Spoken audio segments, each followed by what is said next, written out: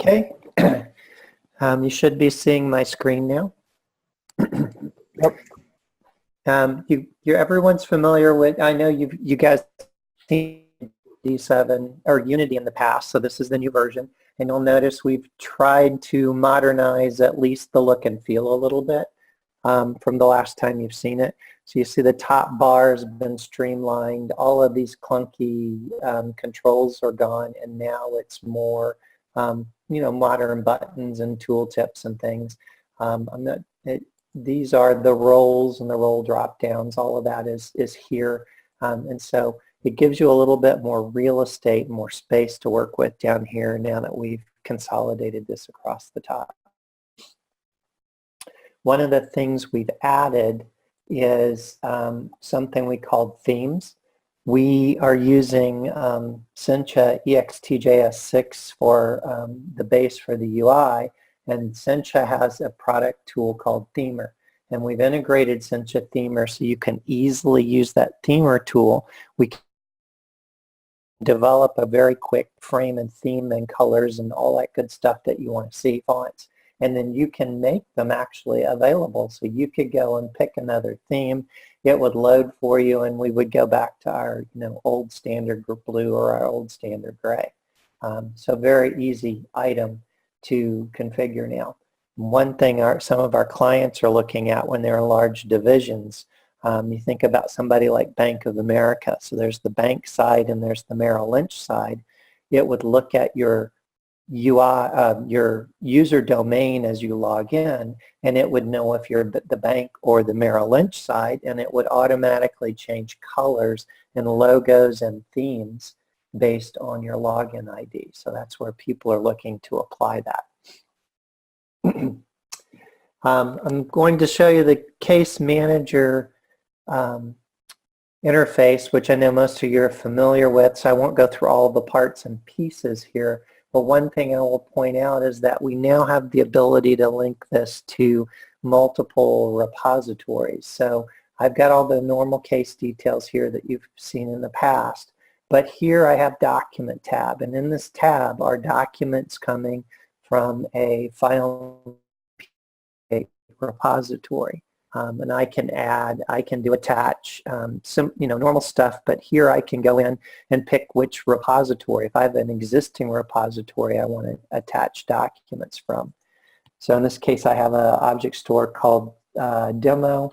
I'm going to look for documents named sample, and then I can go in and click the documents I want and then say OK, and it's going to load them here.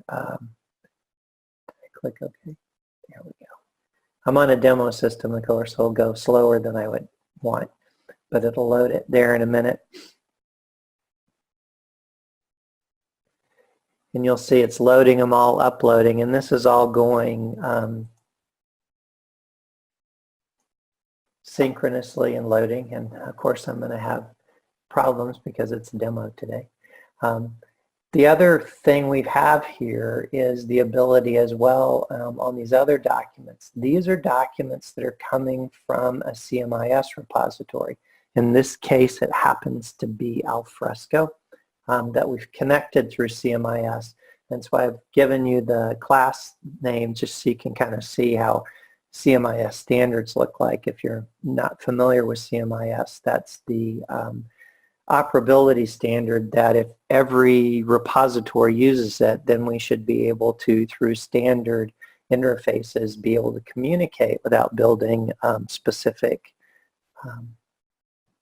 connectors to that based on them. We just use the standard interface to go in. So enough about case. You guys are very familiar with it. I'm going to jump to some of the new stuff that you'll really like. We have a new tab called Unity Intelligence. This is basically an out-of-the-box provided case dashboard that's connected to the case system I was just showing you on the other screen, this other tab. So instead of working from this traditional tab where you've got inboxes, you've got all the details, you have the ability now to work from the case dashboard. So here we've connected it in, and we're showing a couple of facets. It's built upon our Unity intelligence engine, so it can facet the data and do a little bit of analysis of it. And if I go in here, I can click my pie charts, get a little too small. I can hover over one, it comes out, it shows the percentage and the numbers. And you'll see at the top I have a combination bar chart that shows the combination of the two facets, the primary and the secondary. Now, I'm showing you here the ICM case state. Well, that's not particularly useful, so I'm going to change it to show the status or the steps for these. And you can see all of a sudden I have something that's very useful to work with. So I'm sitting here, I'm looking at this. This is everything assigned to me. I can know I've got an awful lot of stuff in review that needs to be worked. If I'm a supervisor looking at this and I can see across a wide variety of data elements in various workflows, I can now see where I need to reassign or have folks work. And we have the ability to actually filter. So if I click on review, because I've got too many sitting there,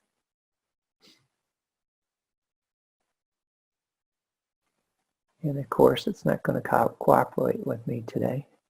There we go. Now I've filtered out this entire list down to just the things in the review case step. I can hover over it. There are 3 entry points on this simple case we're showing, which are items coming from mail, items coming by telephone, and items coming through some kind of internal review, fax, something else.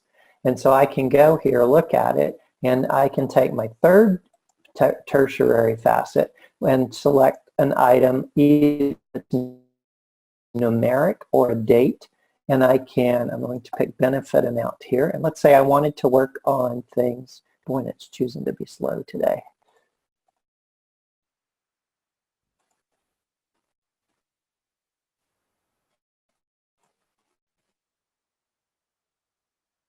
And that this slider lets me change and slide quickly to the filter, so that I can now change the range. Its benefits run from $50 to $120,000. Let's say I'm an employee and I can only work on an item that is under 1,000. Here we go. So I can just slide this down towards the end. I can filter it, and now I've got different items. I can go a little further down. Or if I want to see what that really big one is up at the top, I could slide it. I can slide a little more. Let's say I'm working on high dollar ones. And so I can easily move around and filter my data without having to make lots of selections. The other nice thing that we allow you to do here is if you were to right-click on a particular case, you can view the case straight from the intelligence dashboard. And you can see here, this looks just like the other panel we were working in, only it's the case details. I've got all the actions. Anything I could do is now correctly shown from this particular window. So I'm working in that case.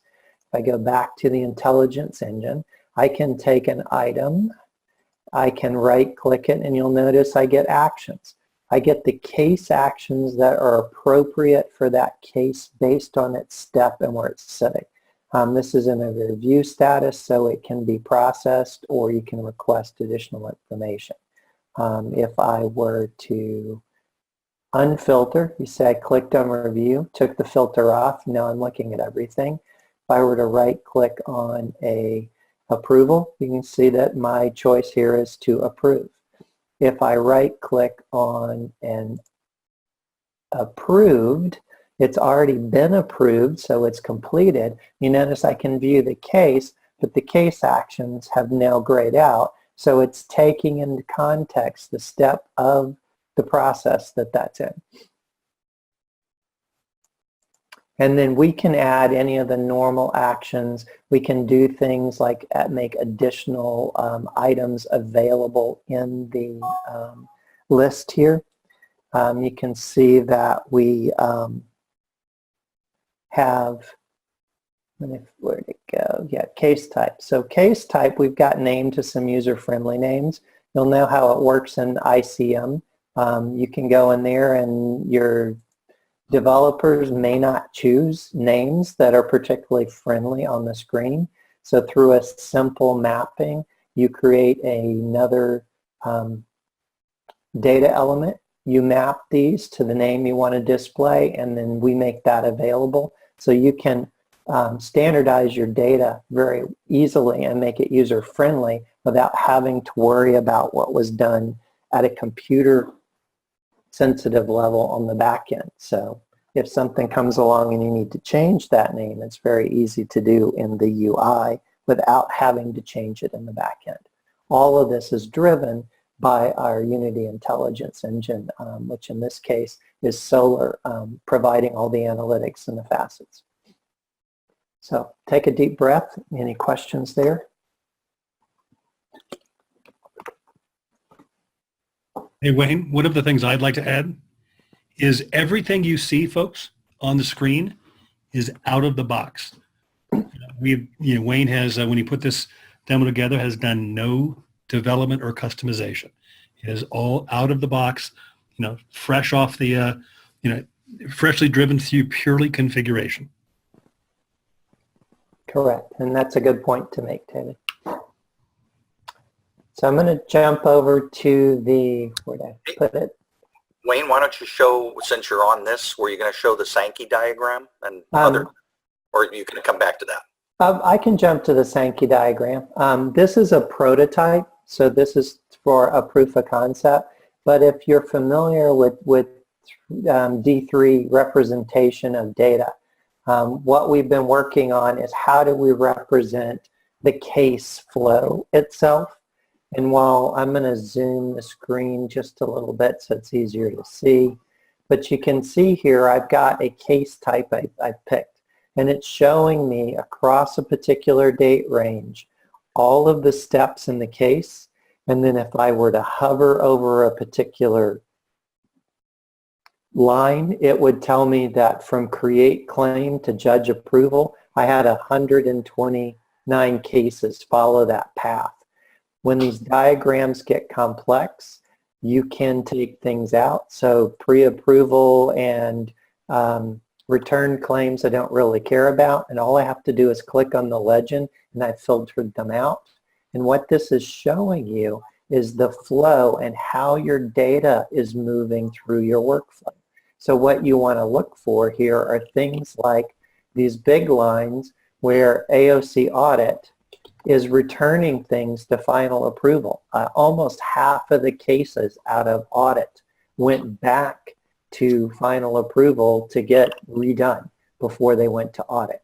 So it gives you a way to analyze your work and see what is happening, where are bottlenecks, where do you need to improve your workflow process. The other thing you can do is if you click a task, I'm going to double click the create claim, we can now move in and see the detailed steps under that task. And here we're seeing that about half our work is being created by a claim expert in-house, and about half of the work is being created by assignees authorized out in the field. When you look at how these are coming in, about half of what went to these internal claim experts is going to like a senior approval to be looked at before they can process it into the next step. So you can see, they're working pretty much mostly what's very complex. Thanks. Where this becomes important, folks, is as you're sitting there, this is all real-time data. So if you've got an area or a department or a division where you've got a manager or a director or someone that's in charge of a complex process in an organization, and something starts to break, they can see it real time. They can isolate it down to the workflow. They can isolate it down to the users or the department if they so choose. So we can, let's say someone goes on vacation or they get sick that day in a department, and all of a sudden the amount of rejections or claims or AP invoices that aren't getting paid, a manager or director can go in and see those things real time, then go in and actionably click on where the flow is taking place, recognize what's happening, and then while still in the workflow, make changes to transfer or approve those so that they can get the department or division or group back on track. Real-time, actionable analytics, tightly integrated with your case management system. Right. Thanks, Wayne. Good You're stuff. welcome. Carry on. And the third part that really fits into all of our emphasis on analytics and actionable information is the semantic screen. Now, this one is more, a little more complex to use, but basically it's providing a pivot table with all the data in a particular data collection.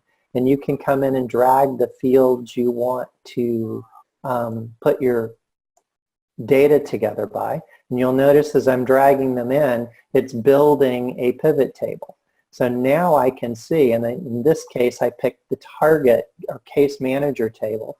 I can now start to see things about data that's inside my cases. So if I go look at this case and taking a minute to load, you can see it's starting to load things. I can click on property, expand this out. So depending on what I want to see, I click there and I can see it. If I open this up, in this case, I got to go up to one that has good data. There we go. In this case, I chose the MIME type as the second item to filter my data out. And you can see here now it's showing me how many there are. If I click on one, I'm now seeing, and you'll notice if it's able to, it shows the thumbnail for the item. I'm going to click over to, remember we talked about using CMIS to get into an alfresco database. I'm going to search on that database. I don't even have to pick elements. And you can see I jumped right in. I'm highlighting the search text. If I had full text here, I could show that as well.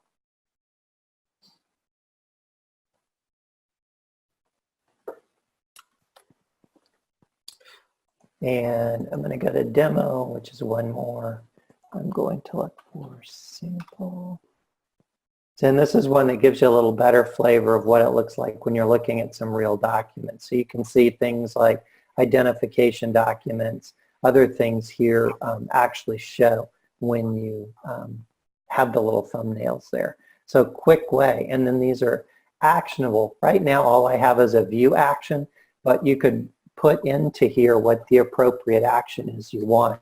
For instance, if this was the case, you could put in the items we had before where you could view the case or you could action the case. So very complex screen, but allows you a lot of data that you can get access to. And again, this is all out of the box built upon the intelligence engine, and it's using Solar to help create and populate these pivot tables.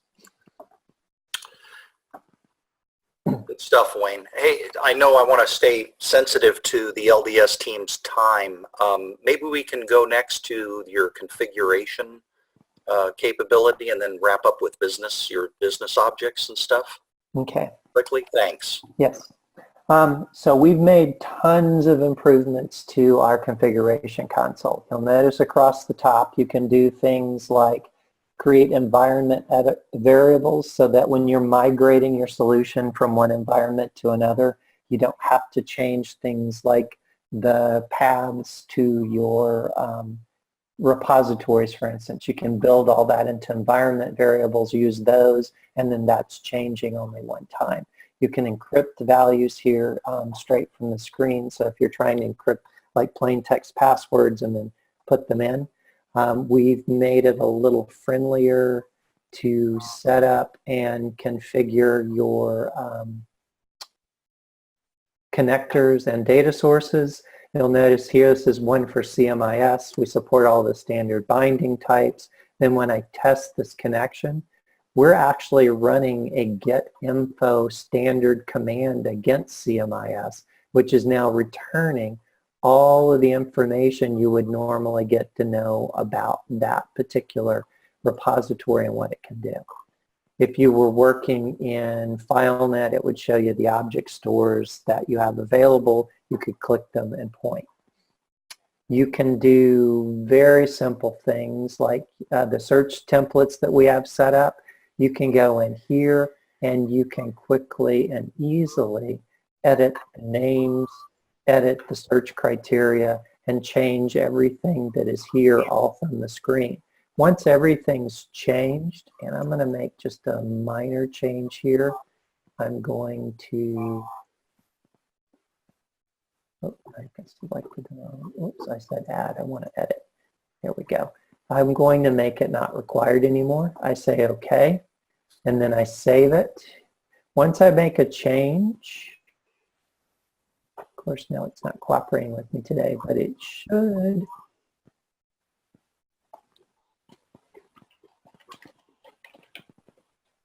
Once we make changes, it'll flag items that have been changed. And I have an activate button. The activate will not only save this change to the configuration, it will reload the configuration on WAS and make that change immediately available to all your users. So very powerful when you think about your development environments.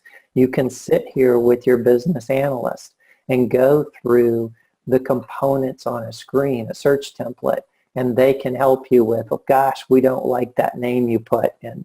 We need this field and we need that field. You do all this on the screen through point and click. Our intelligence engine, you can get to its dashboard from here when I'm connected to it. And you still have an advanced editor. David mentioned something called business objects. We'll talk about those in a second, but business objects are very complex or very simple, depending on what you want to do with it.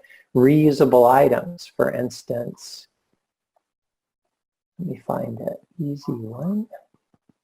For instance, I have here a business object I defined as document type, and a document type is composed of several parts and pieces. So here I'm defining what those parts and pieces are and defining how they would view, how they would be described, how they'd show. You can, and these are reusable in other places in the search templates and the other components. So here I'm defining a client. A client is made up of these specific distinct fields that come from different places. And here's how I describe them so I know how I'm referencing them on my screens. And then I've got all kinds of complex substitutions and tree building that I do with these components. And you can build all this, and once you build it, then you're able to reuse it. So I'll quickly jump over to business objects. In this case, as I was saying, this is showing me a client. I'm searching for my client. I find the client I want. I double click that client and it opens a new screen. And that complex tree I showed you where it was building everything is all here. A person, Sarah Brown, is defined as a client. Here are all the components that make up Sarah Brown, or any client. So here's all the parts and pieces I would use to define a client. If I jump to a different business object, in this case I'm going to jump to a corporate investment account, I can see, because it's a corporate account, it's got a different definition, and it has a secondary business object called related clients that I can see who else is on that corporate account. And then it does things like shows document properties and all the documents associated with that particular folder. So trying to put it all in there quick. Good stuff, Wayne. Obviously a live demonstration. And, Mr. Murphy is alive and well still, huh? Yes. Yeah, I got a couple of my data connections I didn't get set up today. Got it. Obviously, a number of other capabilities that we didn't go over that you may have seen before, like enterprise search and advanced search and the search templating capability. I think you're familiar with a lot of those. I know we've shown them in the past to the LDS team, but I wanted to really zero in on some of the capabilities that we've enhanced greatly with Unity 7. Dan, Gordon, and team, any questions? I don't have any. I'm waiting to hear if they do. Again, I'm in a separate room.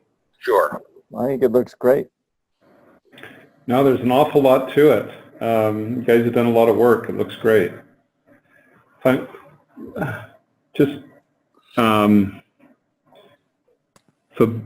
to use this, if we were using this over existing case manager, people have to have a license for case manager as well as a license for Unity, right? That's correct. Okay. Yeah, it's pretty slick.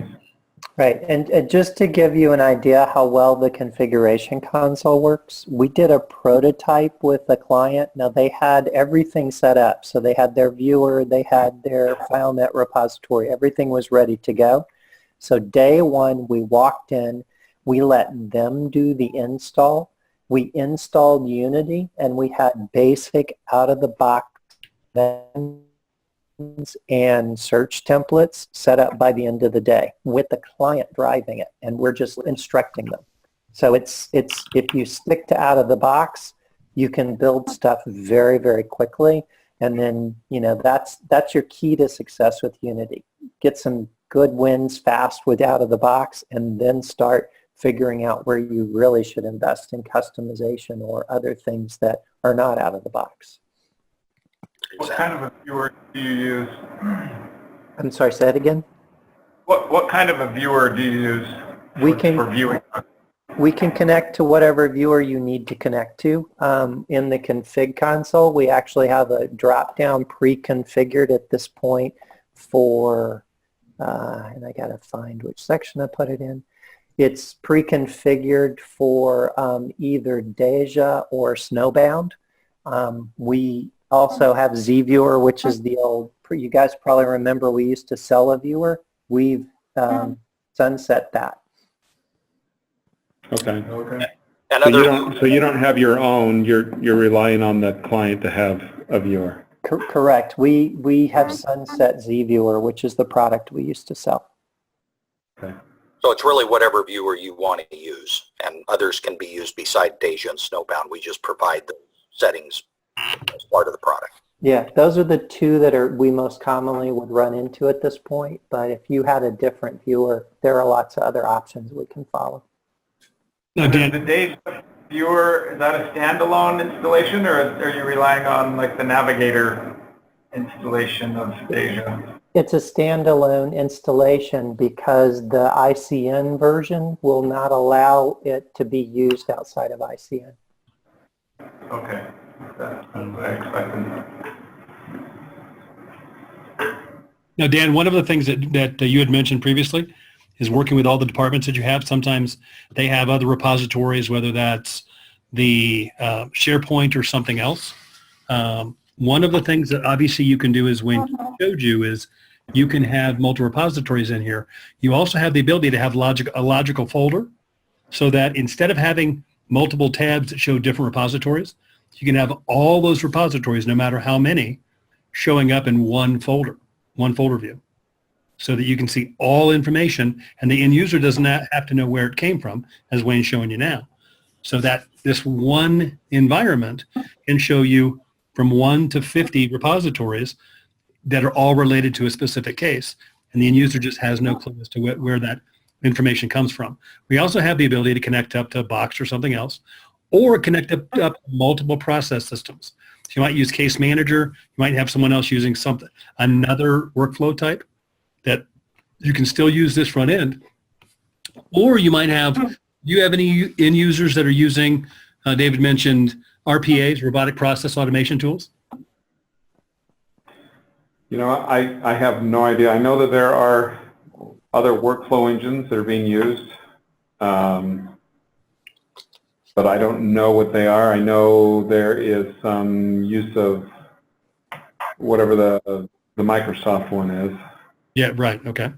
And so technically, you could build applications that will connect up into your FileNet system or SharePoint and use that Microsoft workflow tool if you chose to, but still have one application environment at an enterprise level. So you give them flexibility, but you get... Yeah, so I see a Salesforce folder. Are you pulling stuff out of the cloud? In this case, no. What we're doing is we have a connector to Salesforce, and Salesforce has a lot of limitations on how you can store things there. And so we have a lot of clients that want to actually store Salesforce documents on their repository. And in this case, that was what we were demoing. But we can also connect to Salesforce. Or, to us, it doesn't matter if it's cloud or if it's on-prem. As long as we have a connector and ability to get to it, we can show the data and the documents. One of the limitations, you guys have Salesforce installed, Dan? We have one group, I believe it's Family Search, that uses Salesforce. Okay. We are using Microsoft CRM instead of that. That was the way they went. So that's a question I have is can you hook up to all of the cloud version of O365 and CRM. Yeah, Microsoft Dynamics. That's where we would have the most, because we're doing that now. The issue you stated about Salesforce, we have the same problem with Microsoft CRM. It doesn't store documents very well, so FileNet's the back end for that. Sure. Right. The beautiful thing of Unity, Dan, is, as we've just shown you here, is it's extremely flexible. So it could serve as that gateway to your FileNet repository and interface that way. That's what we do with the Salesforce connector. I got to believe the same thing would be true from Dynamics. Yeah. A lot of the things that we're running with Salesforce is they have a limitation of you can only have 25 megabytes per document in their environment. So anything that has large images or other things, or maybe you have multiple documents that are grouped together, or a document that has multiple pages, if it's above 25 megabytes, Salesforce won't allow it. We have no limitation. So a lot of the customers we're working with, have vital records or other information they want to make available in their Salesforce environment, but they're storing it in FileNet. And then we can then serve that up in Salesforce. It looks like it's coming from Salesforce, but it's actually being managed by Unity. So we don't have the limitation that Salesforce has. Yeah. Right. So do you have a connector for Dynamics 365 and for O365? We do not. We do it probably. We'd just build a CMIS connector. Okay. But that's not that difficult. Right, and that's one of the reasons we went with the implementation of CMIS and spent quite a bit of time of doing 1.0 and most of 1.1, is that so many folks now follow CMIS standards that if CMIS connection will get you probably 80% of what you need, and then you just figure out what falls in the gap, and that's where we work together to figure out how to get that other 20. Okay. No, that's great.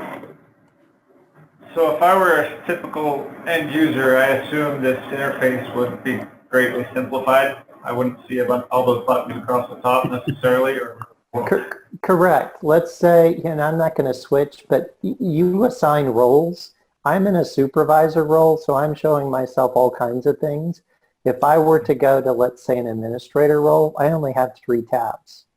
And I'll do it, but because I'm running on VPN or remote, it'll take a few minutes to load. Runs much faster if I had a server in my office here in Dallas. But well, the other thing there is he's also signed as an admin, so he gets a lot more things. The key is the security level.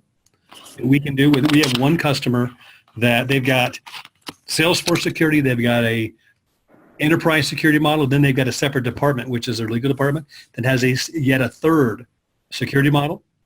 In the Unity environment, we can support all 3 of those and give them all the capabilities that they need. And in fact, we can add an additional layer if we choose to, all the way down to the end user or document level. So we can either go with a standard security model, multiple security models within an organization, and maintain consistency at that enterprise level.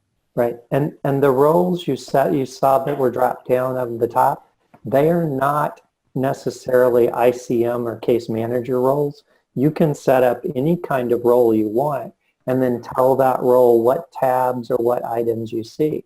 And then if a person belongs to 2 roles, they would see all the tabs and all the items for both of those roles and have all of those appropriate rights that go with those roles. Oh, so they wouldn't have to switch roles. They would just see both roles together. Correct. And in some cases, we have some places where a person sitting at a desk may need to act in different roles. Let's say a supervisor's out and they're going to be supervisor of the day. And so they may want to switch to a supervisor role, but you could give them the security as well on top of that so that they have all the abilities to do it. You see, I'm logged in as P8 admin, so I can do all. But these are all the roles available to me to let me change my view. Now, it's just changing the view when I'm selecting that for me because I'm P8 admin. And you'll notice here as an admin, system admin, I'm only giving them 3 tabs. I'm giving them Case Builder, and you'll notice this probably looks familiar if you guys have worked with Case Builder. We've embedded a Case Builder tab so that you're managing your whole system from one place in Unity. Then you have the config console, which we saw just a few minutes ago. And then we have a search template because that's usually the one we play with and test when we're working on changes.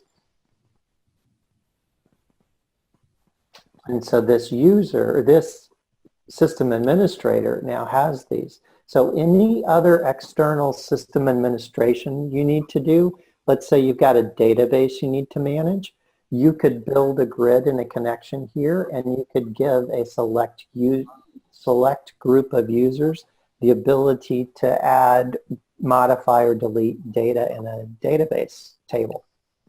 You could embed anything that will allow it to run in an iframe like Case Builder does.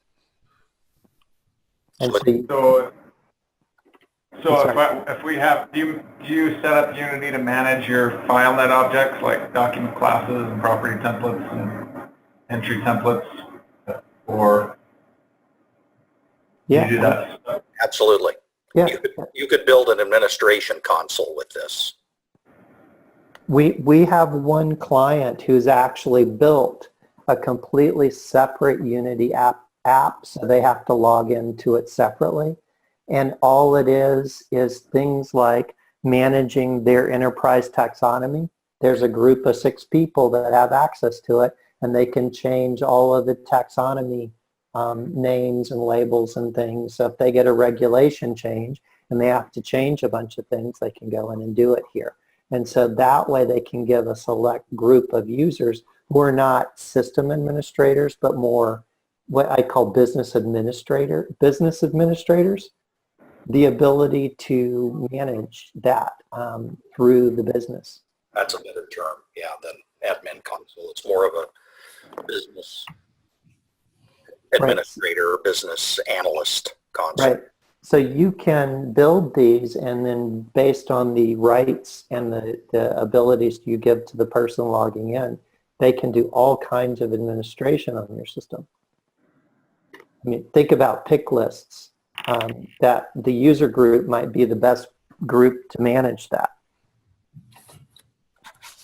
One organization that we're working with, a very large insurance company, estimates that when they finally convert over their environments over to this, they will cut down their annual development for those departments, for those affected departments, by between 70 and 80%.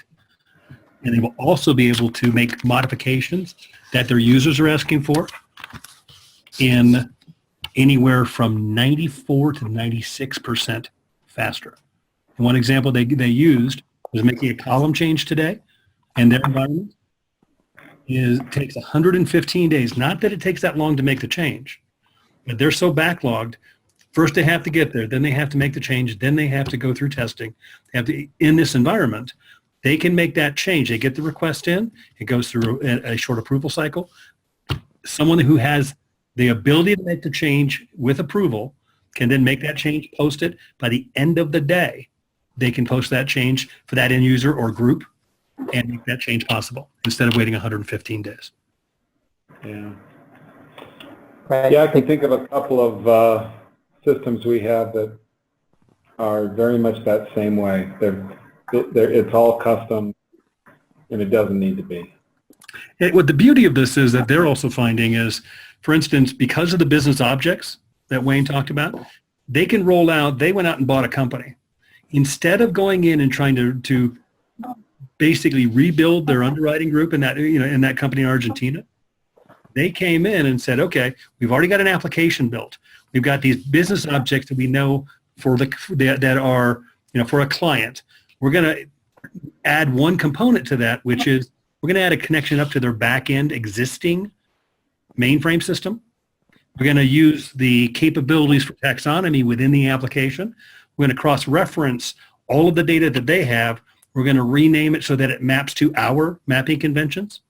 And we're going to train the people. So usually a process to rebuild, re-architect, retrain for an acquisition for an underwriting group would take anywhere from 6 to 12 months. They did all of this before the acquisition because it was so easy. When they came in, it took 10 days to basically set up the parameters, do the connectivity, test that, train the people, and get them up on their new application in the underwriting. Dramatic difference in operational efficiency.